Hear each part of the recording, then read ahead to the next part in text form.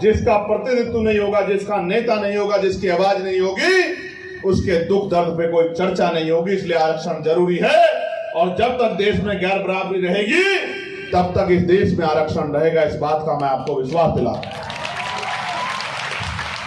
प्यारे साथियों, जब महिलाओं को आरक्षण दिया गया और ये कानून बनाया गया, मैंने उसमें भी डिमांड उठाई कि इनमें भी SC, ST, OBC की महिलाओं को, मुस्लिम महिलाओं को अलग से आरक्षण मिलना चाहिए, क्योंकि आज भी उनकी स्थिति उस तरह की नहीं बनी है जिस तरह की दूसरी महिलाओं की स्थिति बन गई है।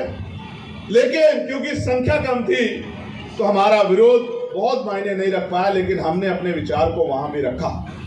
प्यारे साथियों, मैं आपसे पूछना चाहता हूं, गणना हो और संख्या जारी हो, 1931 में पिछड़े वर्ग की संख्या 52% थी और अगर इस बार 52% आए तो क्या मेरे साथ मांग करोगे कि 52% पिछड़े वर्ग के भाइयों को 52% सरकारी नौकरियों में, नियुक्तियों में, ठेकेदारी में आरक्षण मिलना चाहिए? क्या आप इस मांग में मेरा समर्थन करोगे?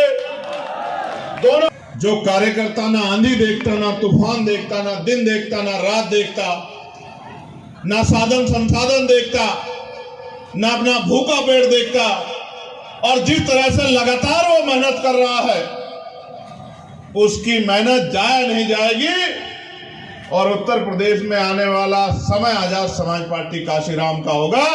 इस बात का एहसास भी। मैं एक और बात बहुत जिम्मेदारी से कह रहा हूं,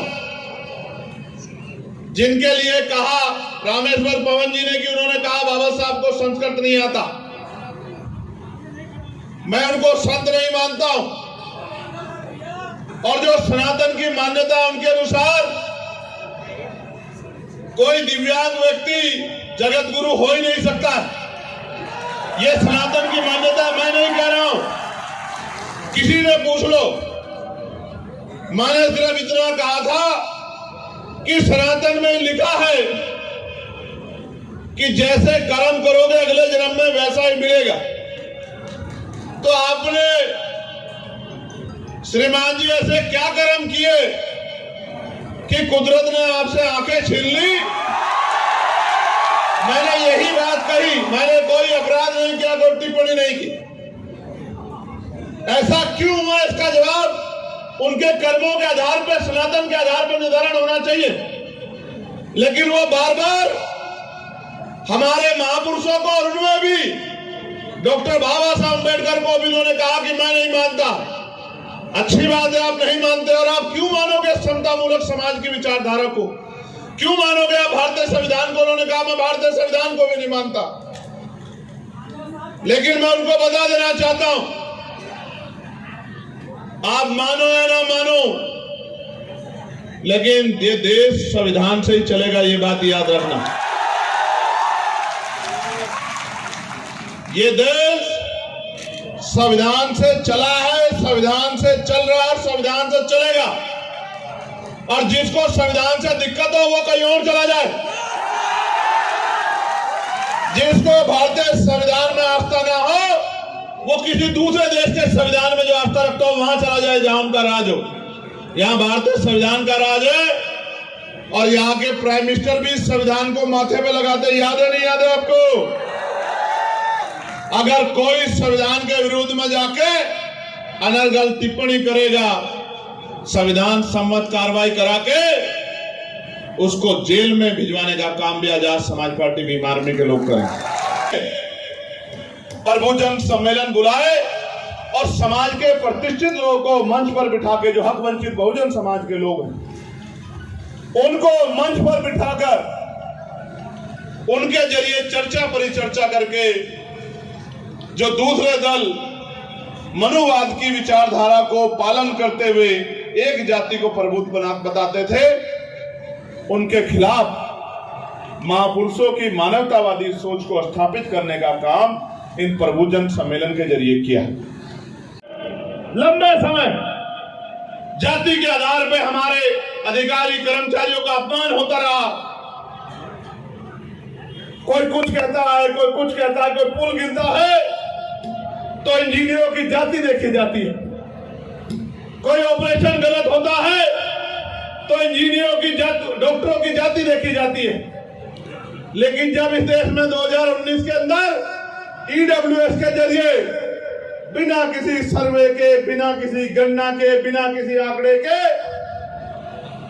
ईडब्ल्यूएस आर्थिक आधार पर आरक्षण लागू हो जाता है और 10% सामान्य वर्ग के भाइयों को दिया जाता है, तब कोई आलोचना नहीं करता। अब इस देश में एससी एसटी के साथ साथ ओबीसी के साथ साथ सामान्य वर्ग के लोगों को भी आरक्षण मिलता है। यह बात इसलिए जाननी जरूरी है कि अगर कोई आपसे कहे कि आपको आरक्षण मिलता है तो आप उसको बताना कि आपको भी बिना कुछ के आरक्षण में। मैंने पहले दिन से पार्लियामेंट में कहा था, मौर्य जी जिस बात को कह रहे थे कि जिसकी जितनी संख्या भारी उसकी इतनी हिस्सेदारी, ये फॉर्मूला लागू होना चाहिए। उसके लिए जातिवार जनगणना की जरूरत है और सिर्फ गणना की जरूरत नहीं है। गणना तो 2011 में भी हुई थी, क्योंकि जातिवार गणना 11 साल 10 साल में होती है। लेकिन इस देश में एससी एसटी की गणना तो होती है और अन्य जातियों की गणना नहीं होती, और 1931 के बाद हुई भी नहीं। लगभग 90 साल से ज्यादा का समय बीत गया है। जातिवार गणना होनी चाहिए, उसके साथ साथ ये भी पता लगना चाहिए, आर्थिक आंकड़े जारी होने चाहिए कि किसके पास 2 पहियों की गाड़ी है, किसके पास 4 पहियों की गाड़ी है, किसके पास 6 पहियों की गाड़ी है, किसके पास ट्रैक्टर है, किसके पास बस है, किसके पास जहाज है, किसके पास हेलीकॉप्टर है, किसके पास रहने को घर है, किसके पास खेती की जमीन है, किसके पास 2 धंधे हैं, किसके पास बड़ी बड़ी फैक्ट्रियां हैं, कौन ठेकेदारी कर रहा है, किसके खाते में कितने पैसे हैं, कौन सरकारी नौकरी पे है, कौन प्राइवेट नौकरी पे है, कौन भूखा सो रहा है, किसके पास छत नहीं है, किसकी आंखों में आंसू है, किसका पेट भूखा है, और कौन है जिनको 80 करोड़ लोगों को सस्ता राशन दिया जा रहा है। ये बात निकल के आनी चाहिए।